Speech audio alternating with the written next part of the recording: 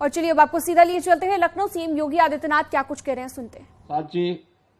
श्री ब्रजेश सिंह जी, लोकप्रिय विधायक डॉक्टर राजेश्वर सिंह जी, प्रदेश सरकार में पूर्व मंत्री और वर्तमान में लोकप्रिय विधायक श्री आशुतोष टंडन जी, डॉक्टर नीरज बोरा जी, श्री मुकेश शर्मा जी, श्री मोहसिन रजा जी, श्री रामचंद्र प्रधान जी, श्री योगेश शुक्ला जी, श्री अवनीश सिंह जी, आज के इस कार्यक्रम में उपस्थित सभी सम्मानित जनप्रतिनिधिगण और उपस्थित सरोजनी नगर विधानसभा क्षेत्र से जुड़े हुए तथा लखनऊ से जुड़े हुए सभी उपस्थित भाइयों बहनों, मैं आप सब की ओर से माननीय रक्षा मंत्री जी का आज के इस लोकार्पण कार्यक्रम में हृदय से स्वागत करता हूं और पूरे लखनऊ वासियों को इन परियोजनाओं के लिए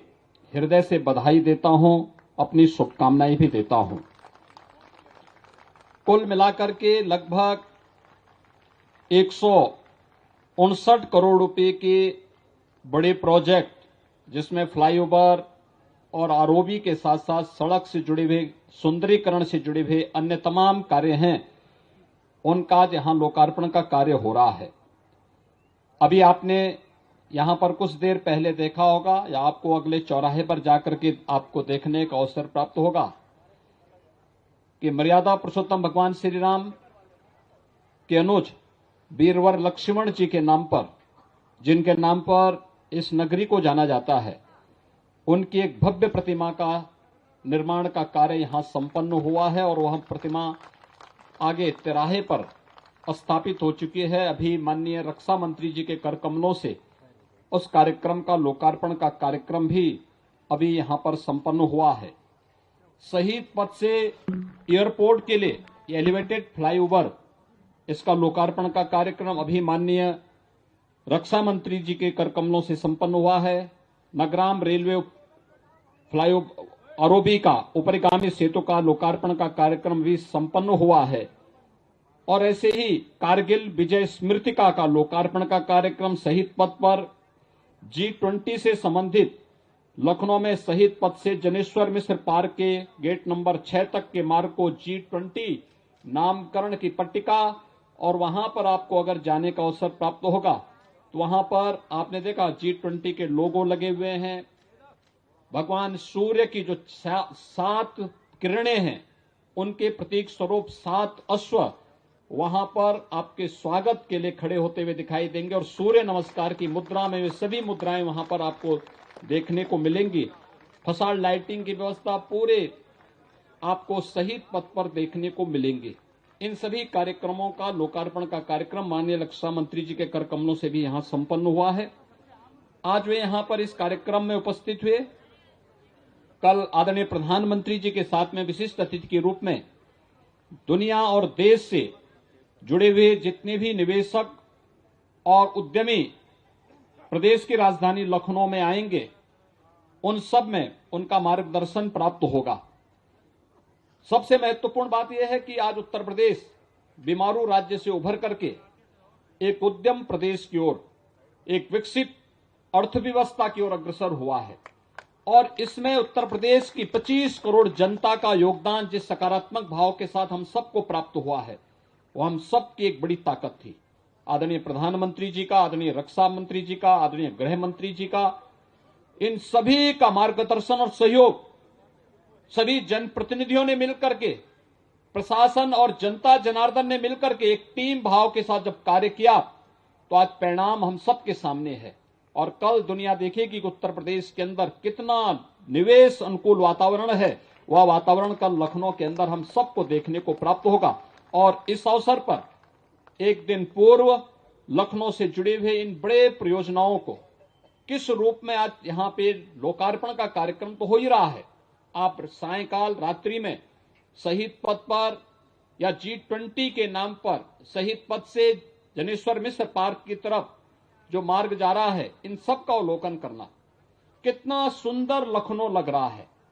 लखनऊ की सुंदरता को बनाए रखना हर लखनऊ वासी का, हर प्रदेशवासी की जिम्मेदारी बननी चाहिए। और अगर किसी सिटी ने इस लक्ष्य को प्राप्त किया है तो अन्य में भी एक स्वस्थ प्रतिस्पर्धा होनी चाहिए कि हम भी इसके अनुरूप अपने आप को बनाने का प्रयास करें। ये चीजें एक स्वस्थ प्रतिस्पर्धा के साथ आगे बढ़ेंगी। आज उत्तर प्रदेश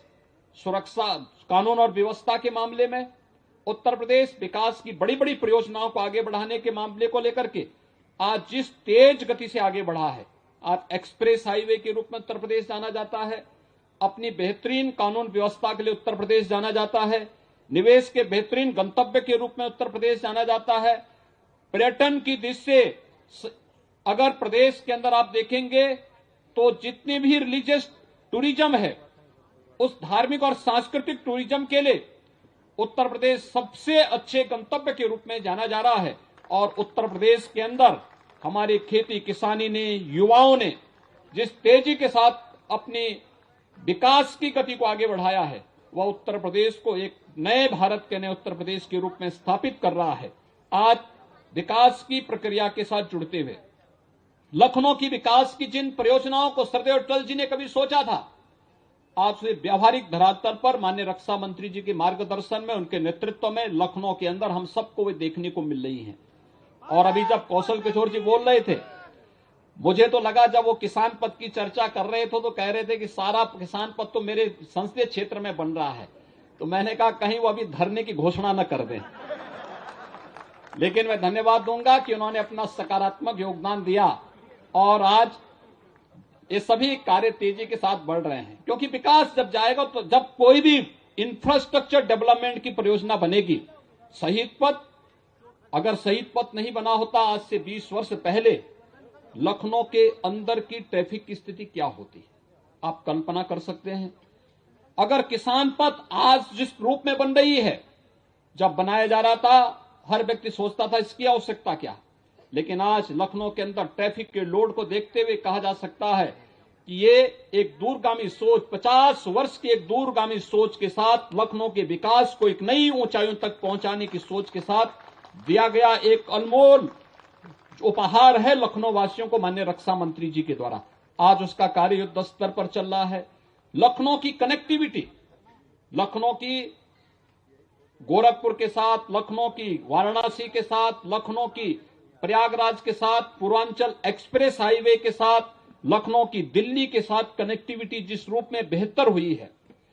कहीं से भी आने वाले समय में आप देखेंगे पूर्वांचल एक्सप्रेसवे बन करके तैयार हो चुका है। पूर्वी छोर पर, उत्तर प्रदेश के पूर्वी छोर पर किसी भी जनपद में आप मात्र 3 घंटे में पहुंच सकते हैं। बुंदेलखंड में लखनऊ की दूरी 3 से 4 घंटे के अंदर किसी भी जनपद में आप आज के दिन पर तय कर सकते हैं। दिल्ली की दूरी आज के दिन पर आप मात्र 4 से 5 घंटे के अंदर दिल्ली की दूरी लखनऊ से तय कर सकते हैं। एक बेहतर कनेक्टिविटी का परिणाम है। और लखनऊ का एयरपोर्ट तो देश का सबसे व्यस्ततम एयरपोर्ट के रूप में होने जा रहा है। इसका विस्तार जिस रूप में होने जा रहा है, विकास की इन परियोजनाओं में सकारात्मक योगदान एक नए युग की इसका सूत्रपात करता है। विकास की योजनाओं को तेजी से आगे बढ़ाता है, रोजगार का सृजन करता है, लोगों की सोच में परिवर्तन लाता है। ये जितना निवेश का लाखों करोड़ रुपए का उत्तर प्रदेश के अंदर आएगा, उत्तर प्रदेश के लाखों नौजवान जो दुनिया के अंदर, देश के अंदर नौकरी और रोजगार के लिए भटकते थे, उन्हें उनके गांव में, उनके जनपद में ही ये नौकरी और रोजगार की सुविधा उत्तर प्रदेश और केंद्र की सरकार प्रदान करने जा रही है।